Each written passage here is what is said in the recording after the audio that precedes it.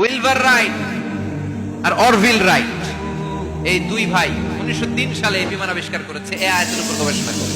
আওয়ালাম ইয়ারা ইলা তাইর, ওরা কি পাখি নিয়ে ভাবে না? আমাদের তো ভাবার সময় নেই, আমরা আছি মদ নিয়ে আর নারী নিয়ে আর জুয়াবাজি নিয়ে। চিল্লায় বলেন ঠিক কিনা? এমন অনেক মন্ত্রীদের হোটেল আছে যেখানে পতিতালয়ের আড্ডাখানা। চিল্লায় বলো ঠিক কিনা? মুসলমানরা মদ আর নারী নিয়ে ব্যস্ত, আর ইহুদি খ্রিস্টানরা আমাদের সব ঐতিহ্যকে ধারণ করেছে। উইলবার রাইট অরভিল রাইট গবেষণা শুরু করেছিল। পাহাড়ে শুয়ে শুয়ে দুই ভাই খালি পাখির ছবি আঁকে, কেমনে পাখিগুলো টানা ঝাপটা মেরে ওঠে, কেমনে নামে। গবেষণা করতে করতে করতে প্লেন বানায় 1903 সালে, আজ থেকে 100 বছর আগের স্টোরি। তখনকার বিমান এখনকার বিমানের মতো ছিল না। আপনি দেখবেন যে শুরুতে বিমান কেমন ছিল। শুরুতে ভাঙ্গাচুরা দুইটা পাখা নিয়ে একটু উড়ে আবার থপাস করে পড়ে, কিন্তু আশা হারায় নাই, আবার উড়ে থপাস করে পড়ে। আমেরিকাতে সুবিধা করতে পারেনি। ফ্রান্সের এক কিং তাদেরকে ডোনেট করেছে বিপুল অঙ্কের টাকা দিয়ে। তারা প্রথম ফ্রান্সের একটা শহর থেকে আরেকটা শহরে পৃথিবীর প্রথম প্যাসেঞ্জার প্লেন নিরাপদে ল্যান্ড করেছে।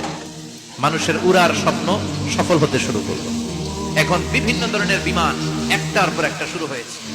এই পৃথিবীর সবচাইতে দ্রুতগামী যে বিমানটা আগে ছিল নাম ছিল কন্ট্রোল যাত্রীবাহী বিমান।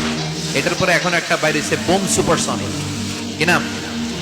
Bomb supersonic. এত স্পিডে চলে, এই মাত্র দেখবেন এদিকে এয়ারপোর্ট দেখবেন নাই, ওই বাংলা পড়ে কি বিশাল বিশাল ডবল ডেকার গুলো নিয়ে শূন্য উড়াল দেয়। A3 এয়ার বোয়িং A380 বর্তমান পৃথিবীতে সবচেয়ে বড় প্যাসেঞ্জার বিমান।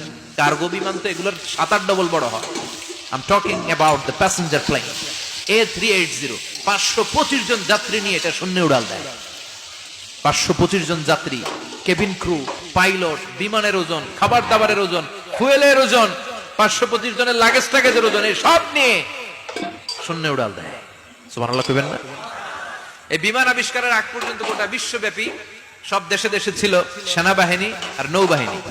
বিমান আবিষ্কার হওয়ার সাথে সাথেই শুরু হয়ে গেল বিমান বাহিনী, এয়ার ফোর্স, মিলিটারি। এখন বোম সুপারসনিক বানায়, এখন ড্রোন হামলা করে, এখন মিসাইল হামলা করে,